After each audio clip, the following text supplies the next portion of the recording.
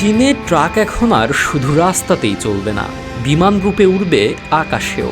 পণ্য পরিবহনের চেনা রূপ বদলে দেওয়া বিশাল এই আকাশযানে চীন রাখেনি কোনো পাইলটের বসার জন্য কোনো ককপিটও নেই, এমনকি সামনে দেখার জন্য এতে কোনো জানালা পর্যন্ত রাখা হয়নি।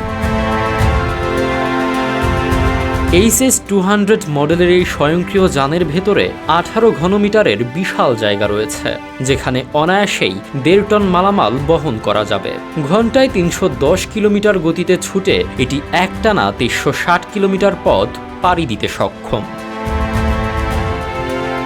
নিচ থেকে কোনো রিমোট কন্ট্রোল ছাড়াই পুরোপুরি কৃত্রিম বুদ্ধিমত্তার জোরে এটি একাই আকাশ চষে বেড়াতে পারে। সর্বোচ্চ কার্গো স্পেস বের করতেই মূলত কাঠামো থেকে জানালা বা ককপিট বাদ দেওয়া হয়েছে।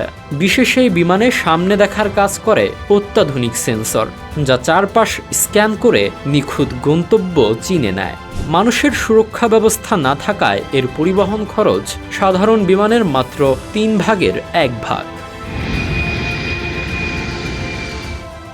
আমাদের ভিডিওগুলো ফুলবাড়ী দিনাজপুর থেকে দেখছেন তানবীর হাসান, বাগেরহাট থেকে দেখছেন মাহবুবুল্লাহ, মোহাম্মদ ইব্রাহিম দেখছেন ওমান থেকে, রূপম চাকমা দেখছেন খাগড়াছড়ি থেকে এবং জোহানেসবার্গ থেকে দেখছেন মুর্তজা।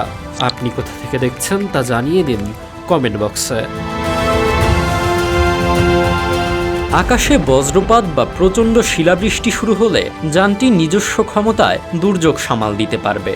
বড় যান্ত্রিক ত্রুটি দেখা দিলে এটি স্বয়ংক্রিয়ভাবে নিরাপদ স্থানে অবতরণ করবে কিংবা নিজেই নিজেকে ধ্বংস করে ফেলবে।